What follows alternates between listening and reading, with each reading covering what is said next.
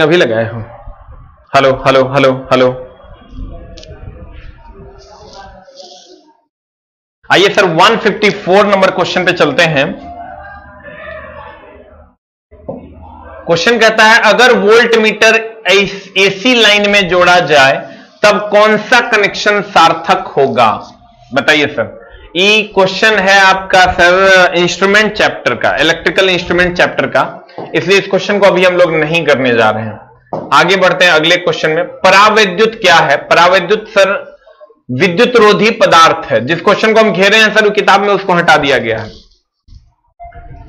परावैद्युत की अगर हम बात करें तो विद्युत रोधी पदार्थ है ये। विद्युत रोधी पदार्थ जो होता है वो परावैद्युतांक को दिखाता है, परावैद्युतांक को दिखाता है, इसलिए आंसर हो जाएगा ये। नीचे दिए गए विकल्पों में से विद्युतीय विभव की सही इकाई चुने। सर विद्युतीय विभव V is equal to W by Q होता है और E is equal to F by Q होता है। V is equal to W by Q और E is equal to F by Q. जहां अगर V की बात करें तो V विभव है, V विभव है। E की अगर हम बात करें तो E विद्युतीय क्षेत्र की तीव्रता है, विद्युतीय क्षेत्र की तीव्रता है। Q की अगर हम बात करें तो Q आवेश है। W की अगर हम बात करें तो यह कार्य है और F की अगर हम बात करें तो यह बल है। अब बताइए सर इसका यूनिट क्या होगा? इसका यूनिट हो जाएगा V बराबर W बाई क्यू है, इसका यूनिट हो जाएगा जूल बटा कूलम, दैट इज जूल पर कूलम। आंसर देखिए कहां पर है। नहीं कि सही इकाई है विद्युतीय विभव है ना, जूल पर कूलम को ही हम वोल्ट भी कहते हैं, जूल पर कूलम को ही हम वोल्ट भी कहते हैं। तो अब बता दो आंसर क्या हो जाएगा? आंसर हो जाएगा वोल्ट, या इसी का आंसर हो जाएगा जूल बटा कूलम।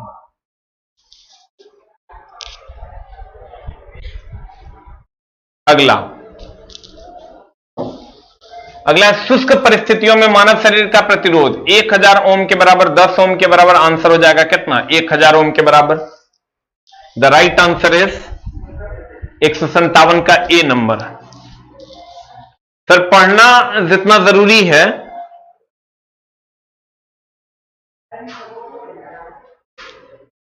उससे ज्यादा जरूरी है क्वेश्चन डिस्कशन, इसलिए ध्यान से देखिएगा। एक बैटरी को 20 ओम के प्रतिरोध से जोड़ा जाता है, आर का मान दे दिया है तुमको 20 ओम। यदि 0.75 एम्पियर का करंट पैदा होता है, I is equal to 0.75 ampere का करंट पैदा किया है, तो बैटरी का विद्युत वाहक बल का मान क्या होगा? तो विद्युत वाहक बल यानी वोल्टेज मांग रहा है, V is equal to what? V is equal to होता है IR। तो V is equal to I का मान है 0.75 इंटू R का मान है 20। तो V इज इक्वल टू हो जाएगा, बताइए कितना? पॉइंट उठ जाएगा 120 500 5 75 15 volt. Answer B for ball.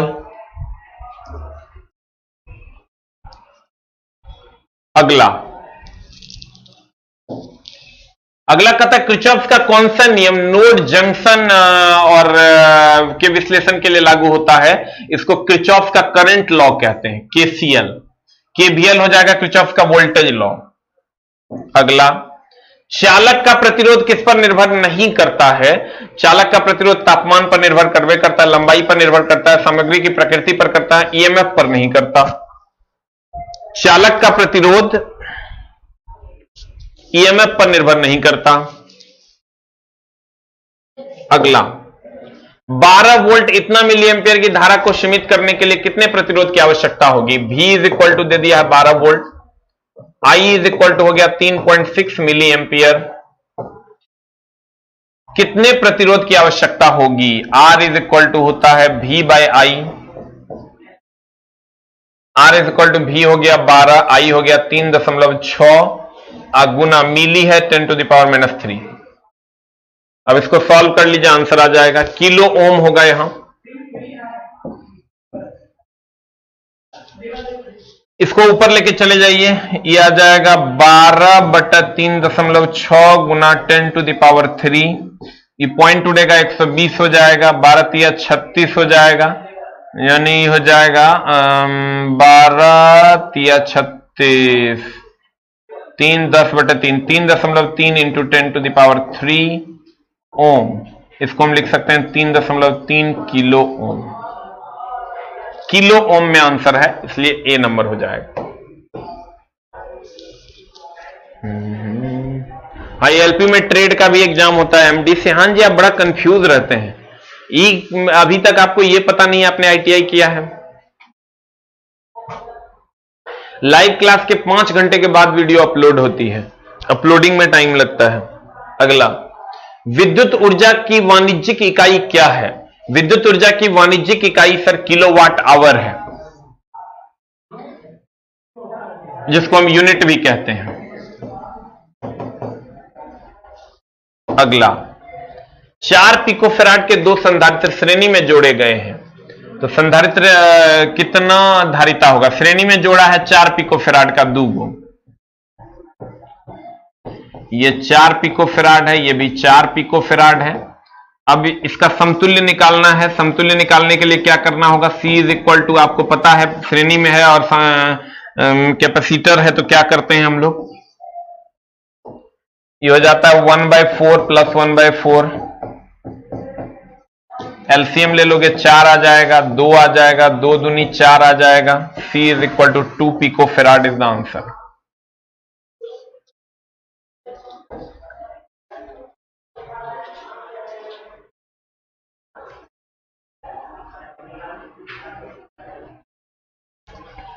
अगला, फैन रेगुलेटर में किस प्रतिरोधक का उपयोग करते हैं? बताइए सर, फैन रेगुलेटर में किस प्रतिरोधक का उपयोग करते हैं? What is the answer? 164 number का आंसर जल्दी से बता दो। इस चैप्टर से सर 15 से 20 सवाल रहेंगे 75 में। आउट ऑफ 75 20 सवाल रहेंगे। हमको कुत्ता नहीं काटा है कि हम इतना सवाल डिस्कशन करवा रहे हैं, ठीक ना? 15 से 20 सवाल इस चैप्टर से पूछे जाते हैं। Be careful. कहते हैं फैन रेगुलेटर में किस प्रतिरोधक का उपयोग करते हैं? बताइए आंसर क्या होगा? What is the answer? 164 का आंसर होगा यूरेका प्रतिरोध का। कार्बन प्रतिरोधक का उपयोग पहले करते थे बल्ब में, नाइक्रोम का उपयोग करते थे नाइक्रोम इलेक्ट्रिक आयरन में। ये फाउंडेशन बैच है मेरी जान, इसलिए हम क्वेश्चन डिस्कशन करवाएंगे और आपको भी करना है। अगला टॉपिक मैग्नेट रहेगा। टंगस्टन, नाइक्रोम इलेक्ट्रिक आयरन में और हीटर में, टंगस्टन बल्ब में और ट्यूबलाइट में।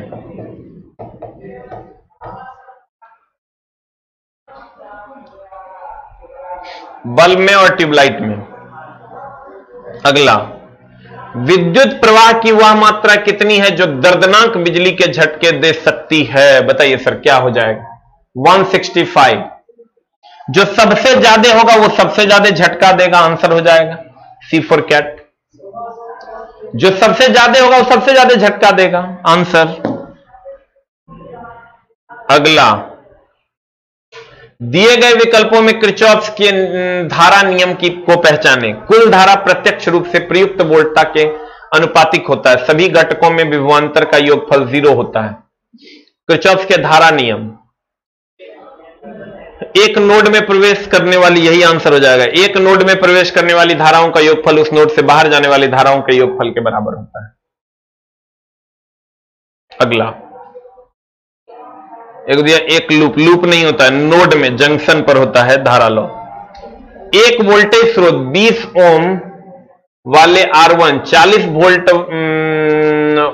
एक वोल्टेज स्रोत 20 ओम वाले R1 पर 40 वोल्ट और 30 ओम वाले R2 पर, 60 वोल्ट और 90 ओम वाले R3 पर 180 वोल्ट का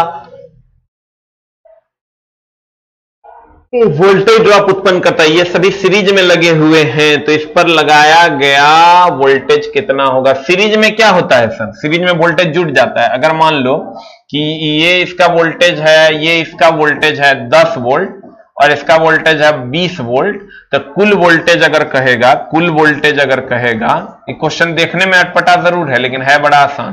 कुल वोल्टेज हो जाएगा 30 वोल्ट, लेकिन अगर पैरेलल में रहेगा वोल्टेज,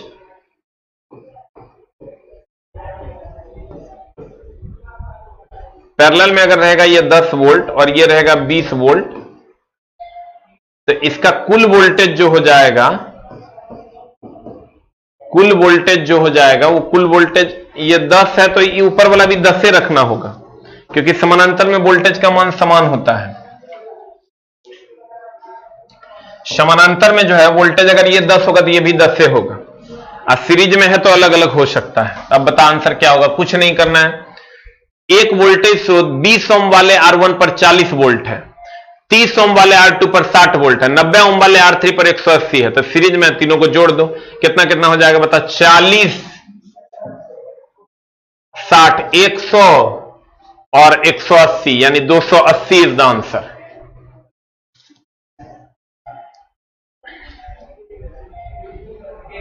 कम से कम 14 से 15 चैप्टर पढ़ना होगा।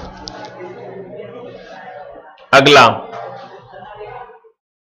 यदि 3 प्रतिरोध समानांतर में लगे हो तो कुल प्रतिरोध R1 कितना होगा। कहता 3 प्रतिरोध समानांतर में लगे हुए हैं, 3 प्रतिरोध समानांतर में लगे हो तो कुल प्रतिरोध R1 कितना होगा। तो कुल प्रतिरोध R1 समानांतर में लगा हुआ है तो कितना हो जाएगा बता। 1/R1 R total is equal to 1/R1 plus 1/R2 plus 1/R3।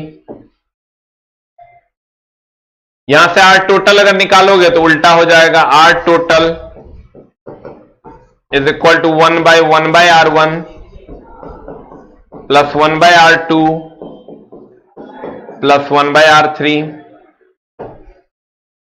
देख लो कौन सा आंसर हो जाएगा, ए नंबर।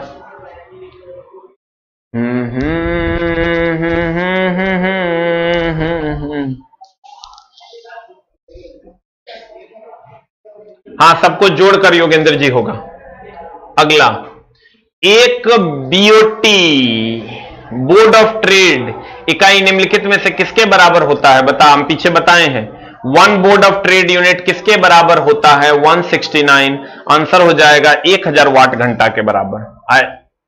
अगला, कौन सा शब्द विद्युत रोधन की पराविद्युत शक्ति को बतलाता है। बता क्या होगा आंसर। डाइलेक्ट्रिक स्ट्रेंथ को कौन बताता है। 170 का आंसर बता। 160 आंसर बता। ब्रेकडाउन वोल्टेज, ब्रेकडाउन वोल्टेज जो है पराविद्युत शक्ति के डाइलेक्ट्रिक स्ट्रेंथ को बताता है। ये तुमको याद रखना है। डाइलेक्ट्रिक स्ट्रेंथ किसी पदार्थ की कुचालकता को बताता है। सामान्य उम्र और स्वस्थ वाले व्यक्ति को शारीरिक प्रतिरोध कितना होगा। बता आंसर क्या होगा। 1000 ओम होता है शरीर का प्रतिरोध। 1000 ओम बराबर बोलो कितना हो जाएगा। 171। 171।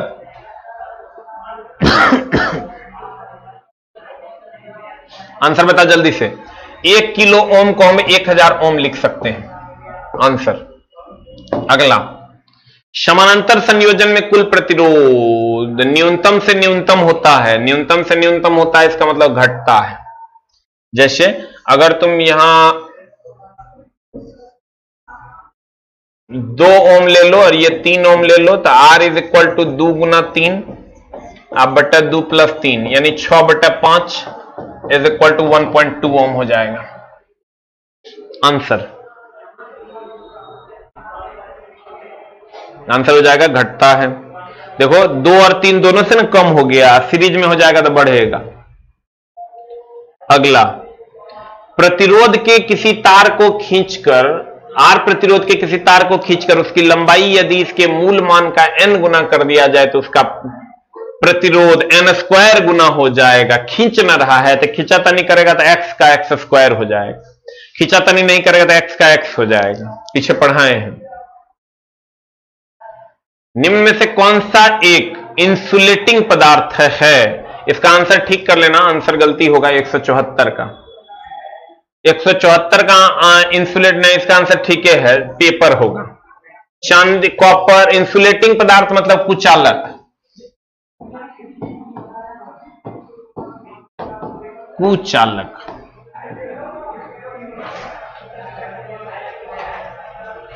अगला, कॉपर के निम्न गुण के कारण इसके तारों का प्रयोग कनेक्टिंग तारों के रूप में किया जाता है। कॉपर के निम्न गुण के कारण इसके तारों का प्रयोग कनेक्टिंग तारों के रूप में किया जाता है। निम्न विद्युत प्रतिरोध, निम्न चालकता, उच्च विद्युत प्रतिरोध, गड़बड़ है। निम्न विद्युत प्रतिरोध, कॉपर के तार में प्रतिरोध कम होता है, इसीलिए तो उस तार का प्रयोग करते हैं। प्रतिरोध ज्यादा होगा तो करंट को जाने ही नहीं देगा। तो बता आंसर क्या हो जाएगा, व्हाट इज द आंसर? निम्न विद्युत प्रतिरोध। अगला, किसी कुंडली का कुंडलन प्रतिरोध निम्न द्वारा बढ़ाया जा सकता है। फेरों की संख्या, पतले तार, क्रोड की सामग्री बदलकर। बता आंसर क्या होगा? 176 आंसर हो जाएगा सर, पतले तार का प्रयोग करके और फेरों की संख्या को बढ़ाकर। लेकिन ये आपको हम आगे पढ़ाने वाले हैं, पेंडिंग में रखिए इसको, किताब में इसको हम हटा दिए। नोट करना दे 176 नंबर क्वेश्चन। हाँ, वहां तो पेपर होवे करेगा, यहां तो पेपर बोलवे किया, यहां पेपर ही होगा आंसर। अरे इनसे कुचालक पदार्थ है, पेपर होवे नहीं करेगा। कॉपर है, सोना है, चांदी है, तो क्या होगा? पेपर होगा। एसी परिपथ में धारा की दिशा एक दिशा में हो भी सकता है और नहीं भी हो। चला, एसी परिपथ यानी अल्टरनेटिंग करंट, ऐसा होता है, पल से पल में बदलता है। कहता हमेशा एक दिशा में होता है, गलत है। एक दिशा में हो भी सकता है, नहीं भी, नहीं, एक दिशा में नहीं होता है, कुछ कहा नहीं जा सकता। अगला, बना दो इसको जल्दी से। समतुल्य प्रतिरोध कितना होगा? समतुल्य प्रतिरोध बताओ कितना होगा? देखो, हम तो मुंह से कैलकुलेट कर देंगे। इसको करेंगे तो 1 गुना 1 अब बटा 1 प्लस 1 यानी 1 बटा 2। इसको कैलकुलेट करेंगे तो ये हो जाएगा 1 गुना 1 बटा 1 प्लस 1, ये भी हो जाएगा 1 बटा 2। 1 बटा 2 प्लस 1 बटा 2 is equal to 1 ohm answer.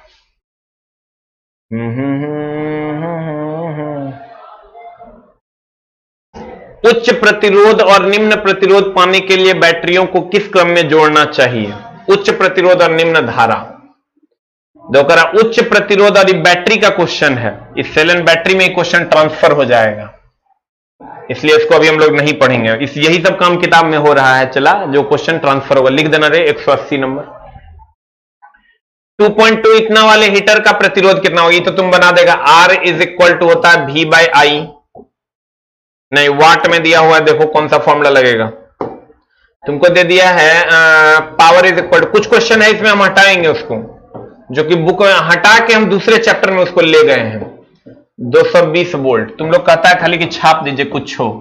2.2 Guna 1000 watt 220 volt.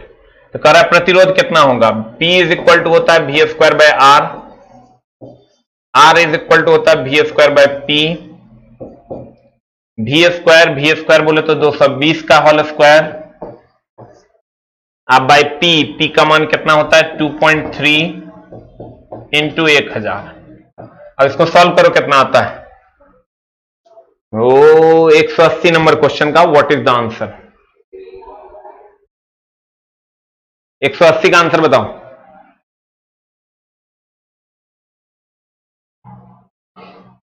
What is the answer? जल्दी बता। ए नंबर। देखो 2200 आ रहा है, आ जाएगा, देख लो। पढ़ना है तो पिछवाड़े में दम लगा क्वेश्चन डिस्कस करना होगा, समझना होगा, तब जाके सर इस दिन पे आप फक्र कर पाइएगा अपने फ्यूचर में। 1 सेकंड में इतना इलेक्ट्रॉन प्रवाहित होता है तो विद्युत धारा का मान 1 एम्पियर होगा। आप कहिएगा कैसे? Q बराबर एक फॉर्मूला होता है Ne, इसी का एक फॉर्मूला होता है IT is equal to Ne। यहां से I निकालिएगा तो हो जाएगा Ne बाई टी। N का मान दिया हुआ है 6.28 into 10 to the power 18। E का मान है 1.6 into 10 to the power minus 19। अब टाइम का मान है 1 सेकेंड। आंसर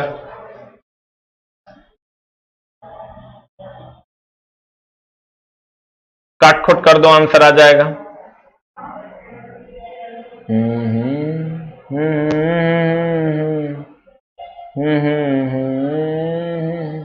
181, आंसर बताओ। बी फॉर बॉल आएगा 1 एम्पियर। कहता है प्रतिरोधक का इलेक्ट्रिक सर्किट सिंबल क्या है? ई प्रतिरोधक का है, ई इंडक्टर का है,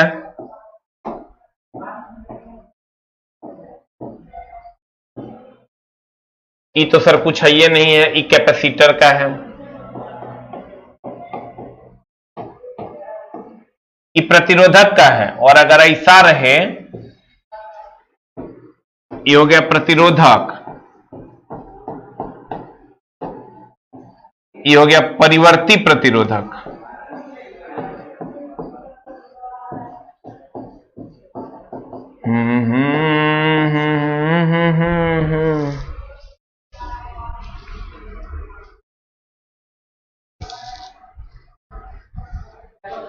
IR वोल्टेज ड्रॉप मतलब हो गया सर वोल्टेज ड्रॉप, क्योंकि V बराबर IR होता है। ये हो गया इंडक्टर प्रेरक, ये हो गया कैपेसिटर, ये हो गया प्रतिरोधक, ये हो गया परिवर्ती प्रतिरोधक।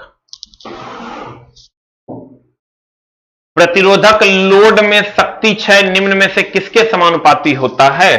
P इज इक्वल टू एक होता है VI, एक फॉर्मूला होता है VA स्क्वायर बाय R, एक होता है I स्क्वायर R।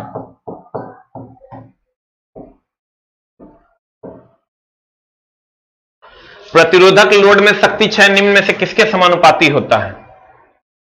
बता क्या हो जाएगा? What is the answer?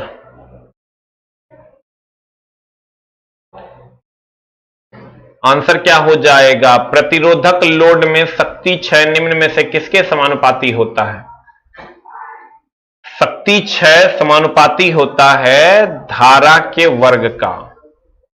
धारा से अगर रिलेशन करोगे तो एक मिनट, प्रतिरोधक लोड में क्वेश्चन नंबर का आंसर बताओ। 183 का आंसर क्या हो जाएगा? ठीक है, प्रतिरोधक लोड दिया है ना, इसका मतलब ये वाला करना पड़ेगा। अगर वोल्टेज लोड देता तब ये कहते, तब आंसर ये हो जाता है। प्रतिरोधक लोड कहेगा तो प्रतिरोध वाला देंगे।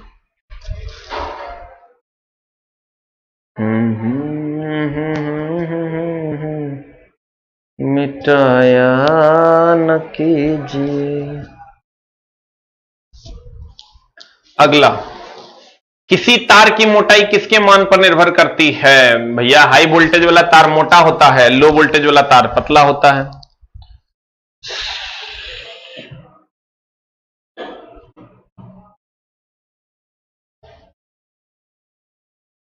बताइए आंसर क्या होगा? What is the answer? 184। What is the answer? कहता है किसी तार की मोटाई किसके मान पर निर्भर करता है? अनाधुन लड़का इसमें मारेगा वोल्टेज पर, जो कि गलत है। विद्युत धारा पर निर्भर करता है। करंट का मान ज्यादा होगा। 5 एम्पियर का तार पतला होता है, 10 एम्पियर का तार मोटा होता है।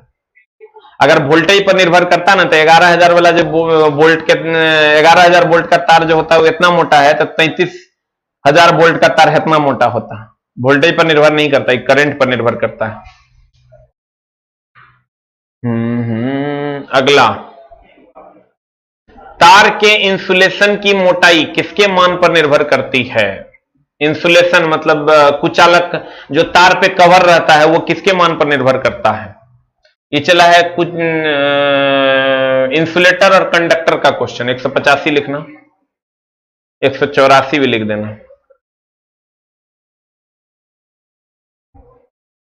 सर इंसुलेशन मतलब हो गया कवर, मोटाई किसके मान पर निर्भर करता है? 185 नंबर। ये वोल्टेज पर निर्भर करता है। मोटाई, तार की मोटाई करंट पर, तार की मोटाई करंट पर, और उसके ऊपर का जो कवर है वो वोल्टेज पर। यदि किसी विद्युत प्रतिरोध की लंबाई दुगुनी कर दी जाए तो इसकी प्रतिरोधकता पर इसका क्या प्रभाव पड़ेगा? बताओ 186 आंसर क्या होगा? प्रतिरोधक, यदि किसी विद्युत प्रतिरोध की लंबाई दुगुनी कर दी जाए तो इसकी प्रतिरोधकता पर इसका क्या प्रभाव पड़ेगा? तो सर प्रतिरोधकता भी दुगुनी हो जाएगी। खींचकर दुगुनी करता तो 4 गुनी हो जाता है। इसका आंसर ठीक कर लेना। डी नंबर आंसर दिया हुआ है 186। आंसर ठीक कर लेगा। अगला, वोल्टेज और करंट में क्या डिफरेंस है? वोल्टेज के कारण करंट होता है, जब बैटरी में वोल्टेज होता है तब करंट होता है। इलेक्ट्रिक प्रेशर मतलब विद्युत धारा का प्रवाह, पानी का प्रेशर मतलब पानी का प्रवाह, इलेक्ट्रिक प्रेशर मतलब विद्युत धारा का प्रवाह। आंसर 187। अगला, निम्नलिखित में सदिश राशि है, देख लो धारा घनत्व तो कहां, विद्युतीय आवेश अदिश है, ये होगा नहीं, विद्युतीय विभव भी नहीं होगा, विद्युतीय क्षेत्र की तीव्रता, विद्युतीय क्षेत्र की तीव्रता या चुंबकीय क्षेत्र की तीव्रता, तीव्रता एक सदिश राशि है। सदिश राशि इसलिए क्योंकि तीव्र तब होगा जब उसकी एक निश्चित दिशा होगी, निश्चित दिशा होगी तभी वो सदिश राशि होगा। अगला, यदि पृथ्वी का व्यास 6400 किलोमीटर है तो पृथ्वी की धारिता 711 माइक्रोफेराड होती है, और वास्तविक गणना करने पर 711 माइक्रोफेराड, और वास्तविक रूप से पृथ्वी की धारिता अनंत होती है। एक कैपेसिटर 5 वोल्ट, वोल्टेज दे दिया है 5 वोल्ट, 0.1 कूलम यानी आवेश दे दिया है 0.12 कूलम, चार्ज स्टोर करता है, इसकी धारिता क्या होगी? C is equal to what? C is equal to होता है Q बाई V, Q का मान होता है 0.12 और V का मान होता है 5, पॉइंट उड़ गया 100, कैलकुलेट कर लो कितना आता है, 12/500। आंसर बता कितना हो जाएगा? 0.0 करेंगे तो 0.02 आ जाएगा। B for ball 190।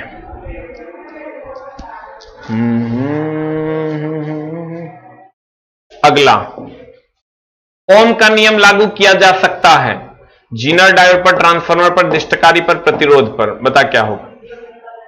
ओम का नियम सबसे सुंदर तरीके से कहां लागू किया जा सकता है? प्रतिरोध पर, क्योंकि सर ये दोनों में तो अर्धचालक होता है, ये दोनों अर्धचालक का बना होता है, तो अर्धचालक का बना होता है सर, तो इस पर ओम का नियम लागू नहीं होता है। और ट्रांसफार्मर में भी ओम का नियम लागू नहीं होता क्योंकि इसमें सभी चीजें नियत नहीं होती। हम बोले तो ओम का नियम सभी भौतिक अवस्थाएं नियत रहने पर वोल्टेज समानुपाती होता है करंट के।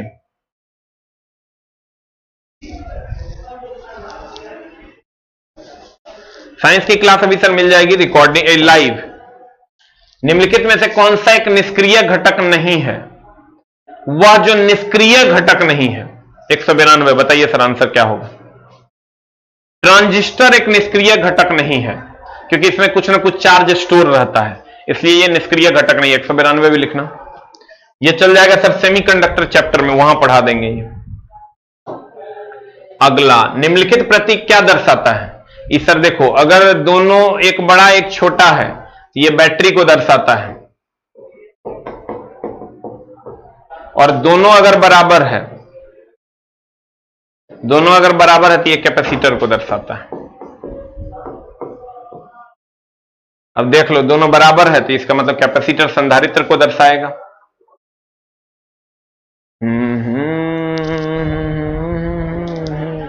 अगला, 1 HP में कितने वाट के समतुल्य होता है? 1 HP 746 वाट के समतुल्य होता है, इस सबको पता है। M बराबर होता है ZIT, इसलिए फॉर्मूला कैथोड पर जमा धातु का द्रव्यमान ZIT के बराबर होता है। 10 ओम के प्रतिरोध 100 वोल्ट के डीसी के स्रोत से जुड़ा है, तो इस परिपथ में प्रवाहित होने वाली धारा का मान क्या होगा? कुछ नहीं है, R का मान है 10 ओम, वोल्टेज है 100 वोल्ट, I का मान क्या होगा? I इज इक्वल टू होता है V बाय R, V का मान होता है 100, R का मान 10, ये कट जाएगा, I is equal to 10 ampere. Answer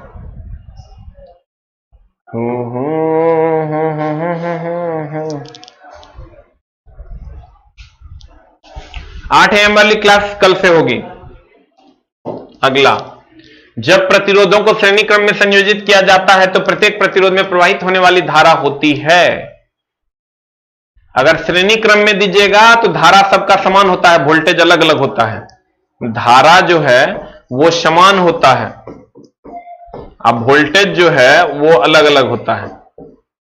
बता क्या हो जाएगा? अचर, अचर मतलब कांस्टेंट।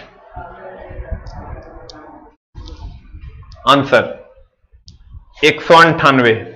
10 एम्पियर की धारा I is equal to 10 ampere 10 ohm के प्रतिरोध से प्रवाहित होती है, R is equal to 10 ohm. उत्पन्न ऊष्मा 10 एम्पियर की धारा 10 ओम के प्रतिरोध से प्रवाहित किया जाता है, तो उत्पन्न ऊष्मा का मान क्या होगा?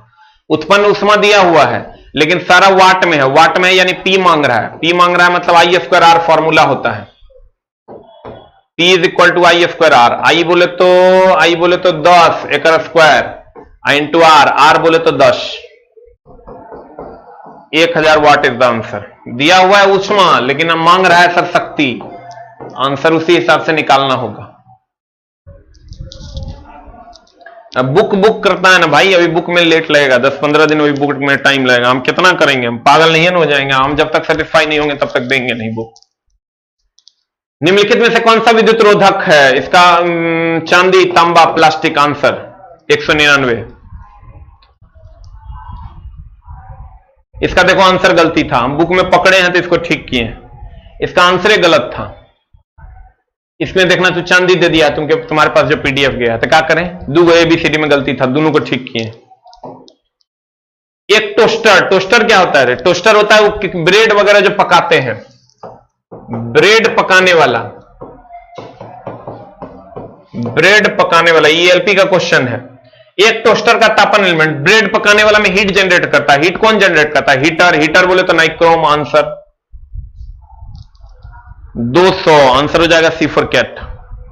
बुक हम जब बोलेंगे तभी आएगा, अभी नहीं आएगा, अभी टाइम लगेगा उसमें 10-12 दिन और, तब तक एक चैप्टर और पढ़ो, एक चैप्टर पढ़ लेगा तब तक आ जाएगा। ठीक है, आज की कार्रवाई को यहीं तक रखेंगे, आगे इससे हम सर यहां से प्रोसीड करेंगे अगली कक्षा में। Thank you very much, love you all.